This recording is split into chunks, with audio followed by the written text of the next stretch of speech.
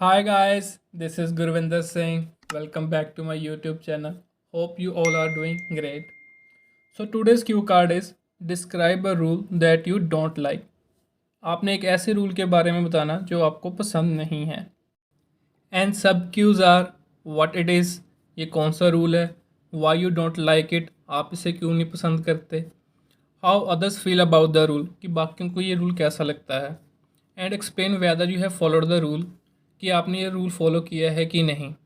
So before we begin the answer guys, please hit the subscribe button and share with other students as well. So let's start the sample answer. Rules organize the relations between individuals and the society to make it clear what is right and wrong and what happens if someone breaks the rules. कि जो से rules होते हैं वो बताते हैं कि society में हर इंडिविजुअल को कि क्या सही है और क्या गलत है. अगर हम कुछ गलत करेंगे तो उसका नतीजा क्या होगा, उसकी पनिशमेंट क्या होगी. I consider myself a responsible citizen of the society, therefore I always obey them. Obey का मतलब होता है फॉलो करना, कि मैं एक रिस्पॉन्सिबल सिटीज़न मानता हूँ अपने आप को, तो इसी कारण मैं सारे रूल्स को ओबे करता हूँ, उनको फॉलो करता हूँ. But unfortunately there are some rules that I don't like, कि सैडली कुछ रूल्स है जो मुझे पसंद नहीं हैं. Here I am going to talk about one such rule that is totally absurd to me. कि यहाँ पे मैं एक रूल के बारे में बताना चाहता हूँ जो बिल्कुल ही absurd है मेरे अकॉर्डिंग. absurd का मतलब था इलॉजिकल, जिसकी कोई सेंस नहीं है. Which is we spectators are not allowed to take any sort of food और even water bottle in sports arena. कि जो हम ऑडियंस होते हैं, स्पेक्टेटर्स में जो लोग देखने जाते हैं, ऑडियंस जाती है, क्राउड जाती है मैच वगैरह देखने, उनको कोई अलाउड नहीं है कि वो कोई फूड वगैरह लेके जा सके, इवन कि वाटर बॉटल्स भी लेके जाए स्पोर्ट्स स्टेडियम्स में. Arena means sports stadiums. The major issue arises when it comes to the price of the food. कि सबसे बड़ी प्रॉब्लम तब आती है जब फूड के प्राइस की बात आती है. Not only they sell food way far than the original maximum retail price, but also they sell water bottles more than the original price. कि वो सिर्फ फूड ही नहीं महंगा बेचते जो ओरिजिनल MRP होती है, बल्कि वाटर बॉटल्स भी उससे दुगने रेट से बेचते हैं. The reason they don't allow the crowd to carry eatables is profit margin. कि वो कारण क्या है इसका कि वो क्यों नहीं अलाउड करते क्राउड को कोई भी खाने वाली चीज़ अंदर ले जाना, क्योंकि उनका प्रॉफिट मार्जिन होता है बहुत ज़्यादा, तो इसलिए उसको कम नहीं करना चाहते, तो इसलिए वो अलाउड नहीं करते. By selling food at such price increase their revenue. कि जब वो फूड बेचते इतने महंगे प्राइस पे, उनका रेवेन्यू ज़्यादा जनरेट होता है, वो ज़्यादा पैसे कमाते हैं. To be honest it looks like swindle to me. Swindle का मीन्स होता है ठगी, कि मेरे को ये पूरा जो रूल है बिल्कुल ठगीबाज वाला रखता है. India is a sporting country and people love to go to stadiums to support their home team, but because of this rule others like me hardly ever go there. कि इंडिया एक sporting nation है जहाँ पे sports को बहुत प्यार मिलता है और लोग पसंद करते हैं स्टेडियम्स में जाना और अपनी टीम को सपोर्ट करना. बट अनफॉर्चुनेटली इस रूल की वजह से मेरी तरह काफ़ी लोग नहीं जाते हैं. For other masses also, this rule is annoying and irritating. Masses means people, कि और लोगों के भी लिए ये रूल जो annoying है और irritating है. It's practically not possible for the common man to buy so pricey food. कि practically possible नहीं है कि एक common बंदा है जो मिडिल क्लास फैमिली से, उसके लिए इतना महंगा फूड अफोर्ड करना पॉसिबल नहीं है. This rule might not be a challenge for the affluent ones, but it's a serious matter for lower middle class community. Effluent होता है जो रिच फैमिली वाले होते हैं, कि जो रिच फैमिली से हैं उनके लिए शायद ये कोई चैलेंज नहीं है, मुश्किल काम नहीं है महंगा फूड खरीदना, बट जो लोअर मिडिल क्लास फैमिली से हैं, कम्युनिटी है, उनके लिए बहुत मुश्किल काम है. The saddest part is that even after paying a whopping amount for the tickets as well as for the food we still don't get high quality food. Whopping का मतलब होता है महंगा, जब बड़ी प्राइस हम अमाउंट पे करते हैं टिकट्स के लिए, फिर भी हमें अच्छा फूड भी नहीं मिलता, हाई क्वालिटी फूड नहीं मिलता sadly. Having said that I still follow this rule. कि हाँ, चाहे मेरे को ये रूल अच्छा नहीं लगता बट मैं स्टिल इसको फॉलो करता हूँ. Because being a liable citizen it's my utmost responsibility to respect them. Liable होता है रिस्पॉन्सिबल सिटीज़न, अटमोस्ट की ये एक बहुत इंपॉर्टेंट रिस्पॉन्सिबिलिटी, और मैं इसकी रिस्पेक्ट करता हूँ कि मैं एक रिस्पॉन्सिबल सिटीज़न और मैं इसकी रिस्पेक्ट करता हूँ और इसको फॉलो करता हूँ इस रूल को.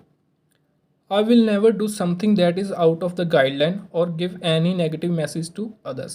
एंड में हमने ये बताया कि मैं कभी भी कुछ ऐसा नहीं करूँगा जो आउट ऑफ द गाइडलाइन हो और जो कि गलत मैसेज दे दूसरों लोगों को। सो दैट्स इट गाइस, ये था हमारा सैम्पल आंसर। हमने एक अच्छी स्टोरी रखी है कि स्टेडियम्स में जब हम जाते हैं, ये एक्चुअली में बात होती है कि हमें ईटेबल्स अलाउड नहीं होते और फूड प्राइस काफ़ी महंगा होता है। So let's move forward to the followups guys. The first question is, do you think that human activities are posing a threat to the oceans of the world? यहाँ पर उन्होंने पूछा कि क्या आपको लगता है कि जो उनसी ह्यूमन एक्टिविटीज़ हो रही हैं वो डेंजरस है ओशंस के लिए? दुनिया भर में जितने भी ओशंस हैं उनके लिए वो क्या डेंजरस है? Threat means dangerous. And the answer is unfortunately yes, human activities are definitely posing a great threat to the oceans of the world. कि सैडली ये सच है कि जो सी ह्यूमन एक्टिविटीज़ है वो डेंजरस हैं ओशंस के लिए। Human activities like boats, ships and oil drilling machinery. यहाँ पे हमने बताया कौन कौन सी एक्टिविटीज़ है human activities. The extensive use of boats, ships and oil drilling machinery by humans are causing a serious harm to the marine life. Marine life होता है कि जो पानी में रहने वाले हमारे प्लांट्स होते हैं, जो एनिमल्स होते हैं, उनकी लाइफ को ये डेंजरस साबित होती हैं ये वाली एक्टिविटीज़। कि बहुत ज़्यादा यूज़ करते हैं हम बोट्स का, शिप्स का और ड्रिलिंग मशीन्स का बहुत सारा यूज़ करते हैं, तो वो डेंजरस होती है मरीन लाइफ के लिए। Because of this activities aquatic plants and animals are on the junction of extinction. Extinction means disappear, कि वो ख़त्म होने पे ही है। कि जो सी ये एक्टिविटीज़ है, ऐसे तो इन एक्टिविटीज़ से जो हमारे एक्वेटिक प्लांट्स और एनिमल्स है वो ख़त्म होने वाले हैं। Besides this people throw a lot of garbage in the oceans which is cause of water pollution. कि बहुत लोग जब हम बीचेस वगैरह पे जाते हैं या वैसे भी हम क्या करते हैं, ओशन में क्या करते हैं, गार्बेज वगैरह बहुत ज़्यादा फेंक देते हैं जो कि कॉज करता है water pollution. Second question is, what do you think are the advantages and disadvantages of travelling on the ocean. यहाँ पर उन्होंने एडवांटेज और डिसएडवांटेज पूछी हैं ओशंस को ट्रैवल करने की, मतलब ओशंस पे जाने की। There are various pros travelling on the oceans. Pros means advantage है, काफ़ी एडवांटेजेस है ओशंस पर जाने की। Firstly, it's a great way to escape from our hectic schedule. कि ये अच्छा वे है एस्केप करने का, हमारा जो टाइट स्केड्यूल होता है, जो डेली रूटीन है, उससे निकलने का।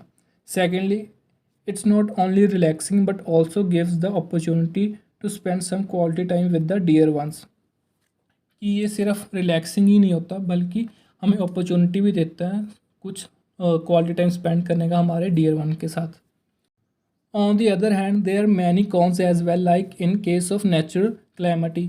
कि दूसरी साइड पे इसके काफ़ी ज़्यादा कॉन्स भी है। कॉन्स मीन्स ड्रॉबैक्स, डिसएडवांटेजेस भी हैं। जैसे कि नेचुरल क्लैमिटी होता है डिज़ास्टर। कि कोई नेचुरल डिज़ास्टर हो लाइक ए स्ट्रॉम और tsunami, the chances of survival are less. जब नेचुरल डिज़ास्टर हो, कोई ऐसा कोई स्ट्रॉम आ जाए, सुनामी आ जाए, तो बचने के चांस कम होते हैं। Apart from this, cruise trips are extremely expensive. जो सी बड़ी क्रूज ट्रिप्स होते हैं, उनके जो से ट्रिप्स होते हैं बहुत ही ज़्यादा महंगे होते हैं। Additionally other recreational activities are also very pricey. जब हम ओशंस पे जाते हैं, बीचेस पे जाते हैं, तो जो अदर हमारी एक्टिविटीज़ होती हैं वहाँ पर वो काफ़ी ज़्यादा महंगी भी होती हैं। Third question is, do you think it's important for children to learn how to swim. उसमें यहाँ पर उन्होंने पूछा कि क्या ये ज़रूरी है, कि क्या ये इम्पॉर्टेंट है कि बच्चे को स्विमिंग आनी चाहिए। Of course it goes without saying that it is imperative for children to learn swimming. It goes without saying का मतलब होता है कि ऑब्वियस ही बात है कि बच्चे को सीखनी ही चाहिए स्विमिंग। इम्पेरेटिव मीन्स होता है इम्पॉर्टेंट, ये ज़रूरी है, इम्पॉर्टेंट है कि बच्चे को स्विमिंग आनी चाहिए। One can pursue it as a career, earn name and fame. कि कोई भी बच्चा, जो कोई इंसान इसको परस्यू कर सकता है, एज अ करियर भी कर सकता है उसको परस्यू, उसमें से वो क्या कर सकता है, नाम और पैसा भी कमा सकता है।